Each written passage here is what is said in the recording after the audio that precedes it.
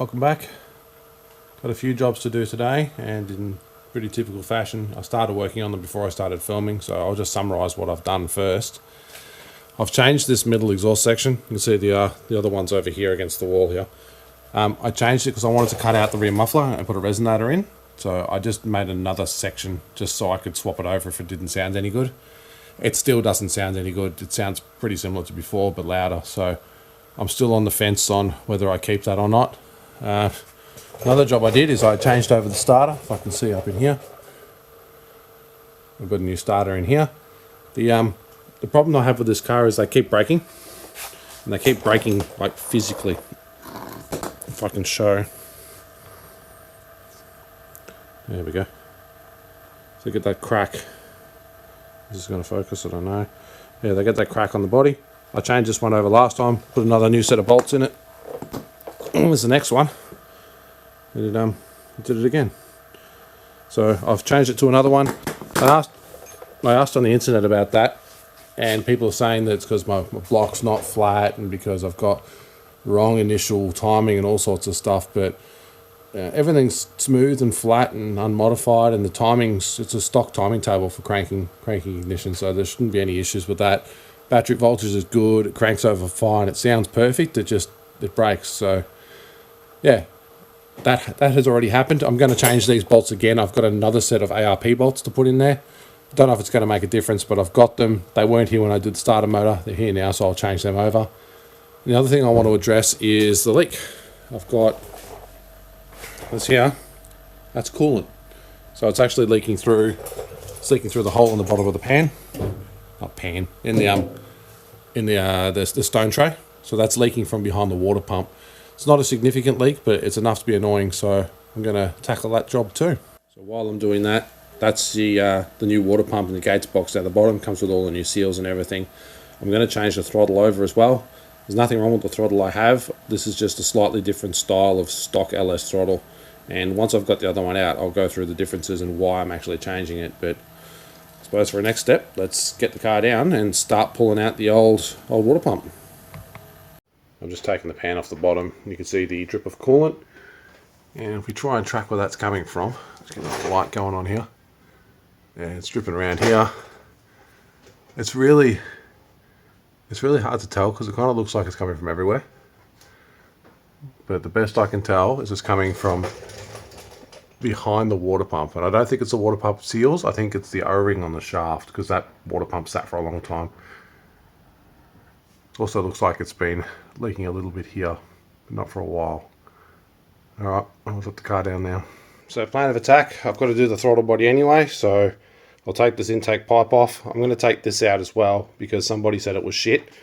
And I'm a delicate butterfly and I can't handle people saying things like that about my car. So it's also leaking under here, which is really the main reason. So I'll take that out and replace it. But that intake pipe, throttle body, that's coming off next.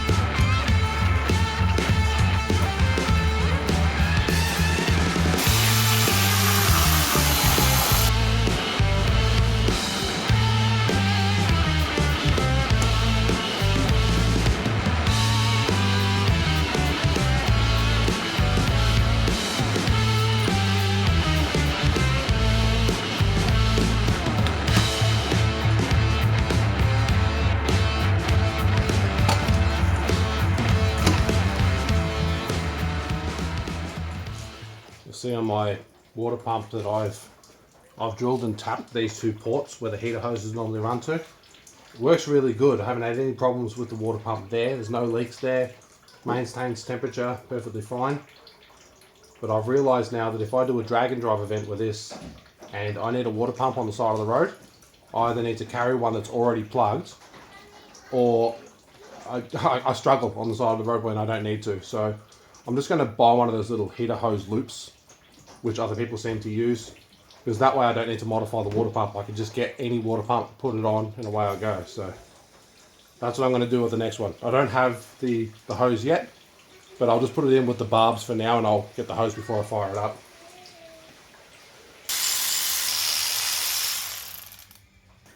I'm also kind of doing a bit of a mapping exercise to work out what needs to be removed for an activity like this. Again, in case I'm doing a drag and drive event, and I need to change that quickly.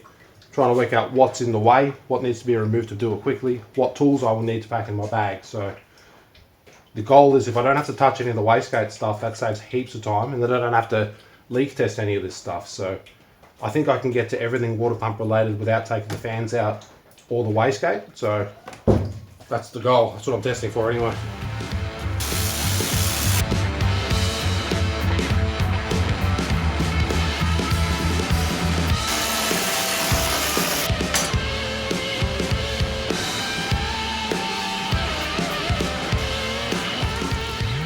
Alright, that's all done. You've seen I took the top brackets off my radiator just to pull it forward, that last 5 mil. That was just enough to clear the bell, just so I can get the water pump out. So I'll just need to remember that, or modify those brackets so I don't have to do that next time. But all in all, pretty easy. All the boost control stuff still in its location. Yeah, I've just got to clean up the block surfaces where the water pump was sitting, because it's a bit corroded there, which is a bit unusual.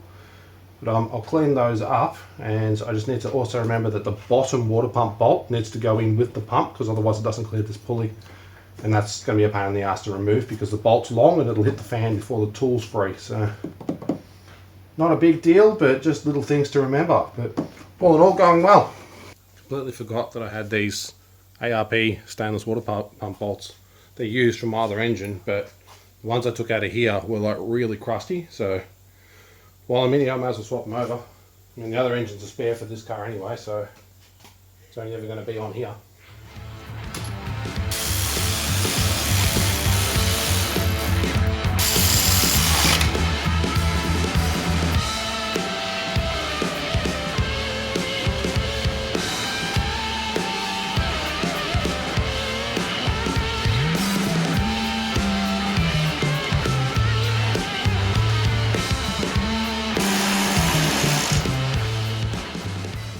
Okay, water pump all changed over, belt back on. These are the barbs I'm talking about. There's a little hose you can buy that just loops these around. They're different sizes, so it's a custom hose, but it's not really hard to get. So I'm just going to do that instead of drilling and tapping and making things harder for myself. Right, so here's what I'm talking about with the throttle bodies. This is the one I just took off the car, and this is the one that's going on it. They're both standard GM throttle bodies for an LS, but for a different year. This one's from, in Australia, 1999 VT through 2003 VX Commodores, or Statesman equivalents. And this one here is from VY, late 2003, 2004. After that, they went electronic, but these are the two different variations of cable throttles we got in Australia. And most people don't even realise they're different, but they are. This one's referred to as a blue spring throttle body, and this is just your conventional one. What the difference is, and it's probably going to be hard to tell, is the shape of the cam. So you can see that one says 24642 on the part number.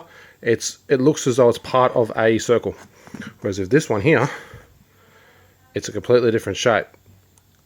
So what this will actually do is this changes the relationship between pedal position and throttle blade angle. This one here is very similar. So because it's almost round, your throttle pedal position is almost exactly matched by throttle blade position. Whereas this one, it's less. So what will happen here is initially you'll apply more pedal and you'll get less blade opening, and then at the end you'll apply more pedal and you'll get more blade opening. It'll make no difference of power whatsoever, because 100% is 100% no matter what the cam ratio is. But for light throttle drivability, this one means that more pedal movement results in less blade angle. So if you're trying to cruise down the highway at 100 and you don't have cruise control in your car, this stops you jolting the throttle every time there's a small bump in the road. That's a problem I'm having with this one, and it's not a massive problem. I could probably tune around it, or I could just get used to it, but I've got this, and that's the benefit to it. I can then have less throttle position, or less throttle pedal input and that will give me less speed adjustment so I can cruise more stably on the highway. I do street drive this, so it does make sense to do that. So I'm going to swap over all my my idle air controller, my throttle position sensor, and that little heater hosting, which we don't really need in Australia, but it's there anyway. I'll swap those over and we'll put the throttle body back in the car. Okay, throttle body is switched over. Oh, I just realised I forgot to put the plug on there. I'll do that. Still waiting on delivery for the radiator bottle and my little hose loop, so I will resume the video when the parts arrive. New day, parts still aren't here. Clock's still ticking. I can't afford to wait any longer, so I'm going to stop doing this and I'm going to start worrying about these diff gears. So I don't have the parts required to install them yet, but I don't need any parts to get the diff out of the car and strip it down. So that's what I'm doing now.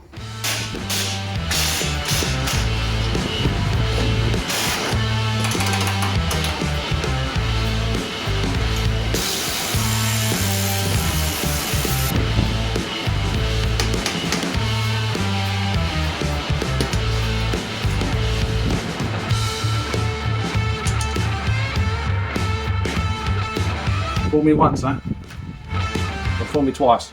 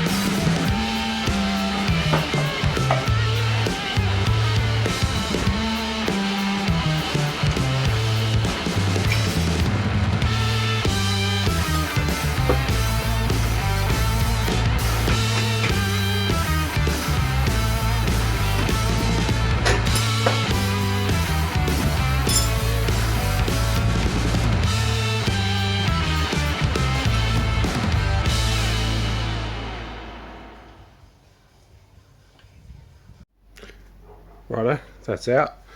I only squirted myself in the face with diff fluid once, so that's good.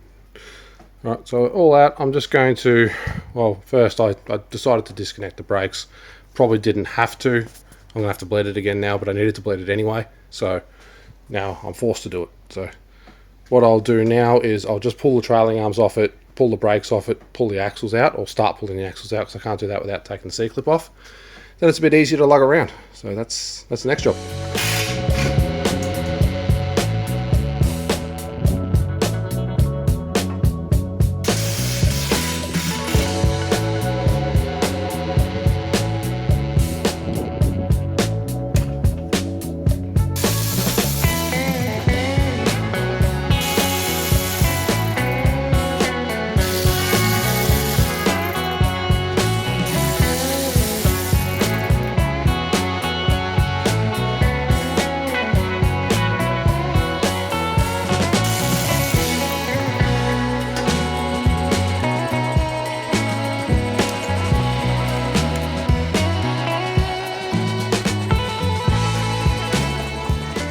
Seen some guys on the internet tell me that I should be running a C-clip eliminator on this diff.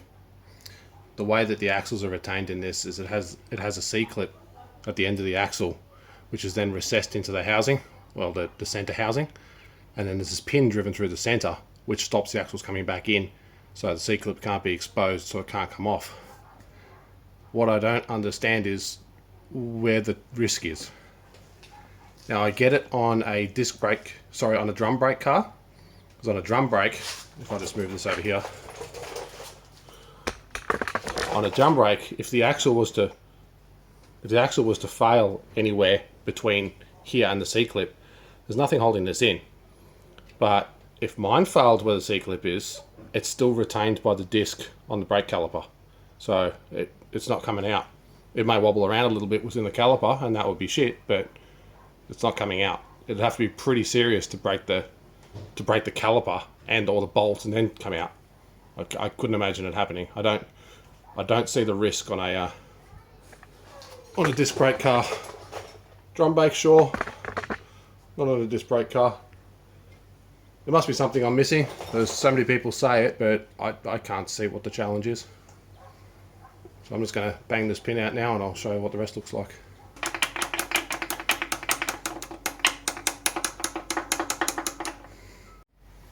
So with that pin removed, you can now see the end of the axle. If I push the axle inwards, that now exposes the C-clip, which you still can hardly see, but it is in there. I just had to move the camera so I can get it out, but that's what it looks like. It sits in the groove in here. So push the axle in all the way, and then that comes out, and that's what's retaining the axle. So now this driver side, in my case, axle will come out.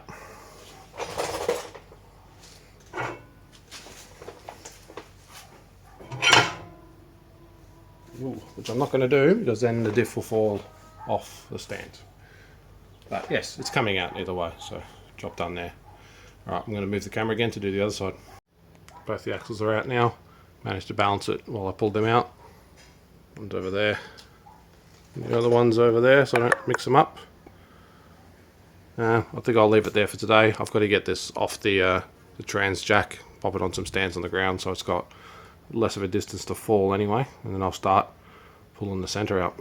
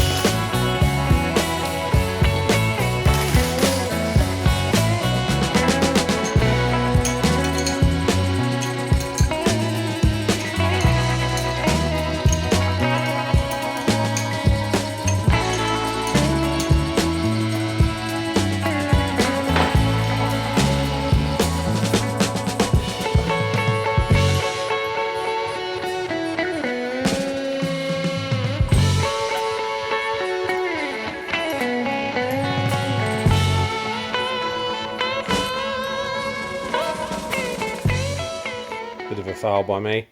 I forgot to push record before pushing the old ring gear off. I did record me putting the new ring gear on. Wasn't super thrilled about using the press to do it, so instead I just got some extra bolts.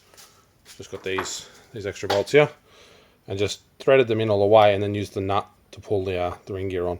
So 5 of those all the way around the ring gear, nice and even, and that way it's going to be perfectly lined up with the holes as well. So that's good. Still waiting on my 4.25 inch puller to get that bearing off because I want to see what size shim is underneath. And then I've got to put the shim in here and put the new bearing on. And I've also noticed that this gear is damaged, but it doesn't look to be damaged. Doesn't look to be damaged where it's actually contacting. Just have a look there. Sort of see the contact patch. It sort of ends before it gets to the brake. So I'm going to run it anyway, because that's the gears I have and I can't afford another set, and I bought them like 4 months ago and didn't check the packet when they arrived, so whatever, running those. So new bearing, good quality bearing, new crush sleeve, got to get the shim off that, waiting for tools, so waiting game again. Also should point out that some of these bolts are absolutely munted. I looked them up on the internet after pulling them out and realised that you're supposed to buy new ones anyway, you're not supposed to reuse them, so that's handy. I would have reused them if they weren't munted. So I've got a new set on the way. When they arrive, I'll put them in the new gear. That's just pressed on at the moment. It's not going to fall off, but obviously I need to put the bolts in before I can put it back in the car. So hopefully the bolts and the bearing puller or the bearing splitter will arrive shortly. New bolts arrived, part number, Apparently 48.8 and 9 inches the same. So those are in now. Didn't video me struggling to torque those up, but they are done and they are torqued up. So moving on to the next job. There's a little heater hose bypass that I've put on there. My radiator bottle that I bought, my aluminium one, doesn't fit, so I'm putting this one back for now. I'll modify it later on when I have time. That's all done. Yep, I'm ready to move on to the next bit. The next thing I want to tackle is my modified sump leaks somewhere. It just builds up a film of oil after a few drives. I don't know exactly where, but I think it's here where it's coming from because it all sort of blows back anyway. So I've got some dodgy shit, some, whatever that is, tank repair stuff that says it's good for oil pans. So I am going to try and just booger in this area and here, and see if it stops it. My new bearing splitter arrived in the mail today, so I'm going to try and get this bearing off. I already tried to do it with the smaller bearing splitter I've got, but when I tightened it up, you couldn't spin this part of the bearing because it was actually pushing on the cage instead of the bearing itself. So hopefully this one, which is a bit bigger, can actually get underneath and do the job properly. We'll see. I did the job, but only just. You can see the cage is bent from last time I tried it. Doesn't matter, the bearing will still work. Not that it doesn't really matter. I've got a new one anyway. So I'm going to hone the center of this out a little bit just so I can use it as a setup bearing. And I really wanted this shim so I can check what size that is before I put it on the new gear over there. So I'm going to machine that out a little bit now, pop the shim over after I measure it so I can get a baseline, and then we can put it back together. Getting some small variation in the measurements, but it's averaging out to about 24 thou. It's actually several weeks later now. The parts that I required to finish doing this diff job have finally arrived over here. So I can now start getting stuck into this and hopefully get it back together, because it is Friday afternoon or Friday night and I'm racing on Sunday. So let's get cracking. Taking a few goes, but I think that's what's called competition contact. I don't think it's toe contact, I think it's competition. But I'm certainly no expert. Took a lot of attempts of changing shims and shuffling things around, but I think that's good enough to run. So I put the proper pinion bearing in instead of my my setup bearing, which was machined out, and the preload changed. So I didn't have the pinion to ring gear movement should be between 8 and 12 thou. It dropped down to 6. So I've just changed out the factory shim packs for some stacks in here, and I managed to get 5 thou of extra shims in to get a bit more side bearing preload. But this is now at 11 thou. And the pattern is right in the middle, so I would say that's now the ideal pattern instead of competition. But that's bloody perfect as far as I'm concerned. So that's the job done now. Time to put it back in the car. Sorry guys, it's really hard to film this and actually make progress, but axles are back in. We've got the C-clips, which you can't see, but they're in. Pins back through, bolts in, torqued, Loctited. That's it for the inside of the diff. I just need to put the speed sensor, which isn't used, and the plug back in, but I'll do the plug after I put the fluid in. So I'll put the speed sensor in now. I can start buttoning it up. Alright, that's going to wrap up this video. I didn't record most of the end of it. It's the same as the start, just play it backwards and you'll see the same thing. Massive effort today to try and get it up and running in time. I'm off racing in the morning with an early start. You'll notice the car's not here. It's because I've just loaded it on the trailer, ready to go, so I don't make a racket in the morning and wake up the neighbours. So hopefully all goes well. Wish me luck. I'm going for 9's. I don't know if I'll get there, but it's going to be fun trying. Thanks all.